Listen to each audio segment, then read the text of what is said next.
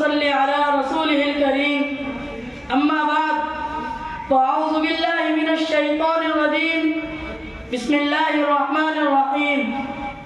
قد أفلح المؤمنون الذين هم في صلاتهم خاشعون. وقال الله تبارك وتعالى في موضع آخر: إن الصلاة كانت على المؤمنين كتابا موقوتا.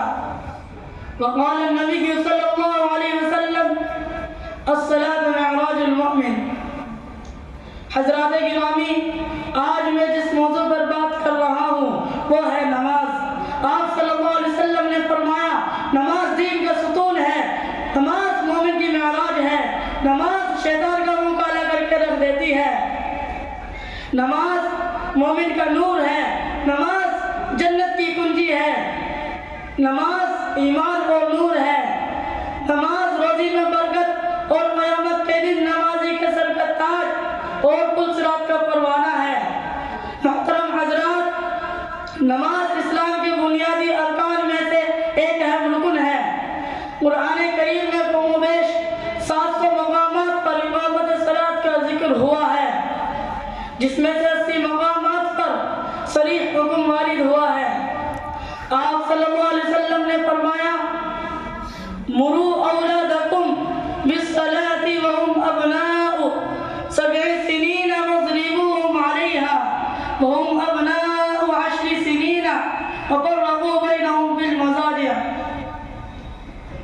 اپنے بچوں کو نماز پڑھنے کا حکم دو، اور جب وہ 7 سال کے ہو جائے اور جب وہ 10 سال کے ہو تو انہیں ترک نماز پر مارو اور ان کا بستر جدا کر دو. اے لوگوں، نماز ہر مسلمان عاقل بالغ مرد عورت پر روزانہ 5 وقت کی نماز فرض ہے. اس کی فرضیت کا انکار کفر ہے. جو جان بوجھ کر ایک نماز کو ترک کرے گا وہ فاسق سخت گنہگار و عذاب نار کا حقدار ہے. آپ صلی اللہ علیہ وسلم نے فرمایا نماز میری آنکھوں کی ٹھنڈک ہے. محترم حضرات اور میرے عزیز ساتھیوں، یہ بات کان کھول کر سن لیجئے کہ نماز کسی بھی حال میں معاف نہیں ہے. چاہے آپ سفر میں ہو، چاہے آپ بیماری میں ہو، لیکن نماز کسی بھی حال میں معاف نہیں ہے. اگر آپ کھڑے ہو کر نماز نہیں پڑھ سکتے تو بیٹھ کر نماز پڑھے، اور اگر آپ بیٹھ کر بھی نماز نہیں پڑھ سکتے تو لیٹ کر نماز پڑھے، لیکن نماز کسی بھی حال میں معاف نہیں ہوگی. کیونکہ نماز کا مومنوں پر وقتاً و ادا پر ادا کرنا فرض ہے. کیونکہ نماز بے حیائی و برائی سے روکتی ہے. کیونکہ نماز ایمان اور کفر کے درمیان فرق کرنے والی چیز ہے. کیونکہ نماز ایمان کا ستون ہے. کیونکہ نماز کے بارے میں سب سے پہلے قیامت کے دن سب سے پہلے حساب ہوگا. چونکہ نماز دنیاوی پریشانیوں سے راحت کا ذریعہ ہے.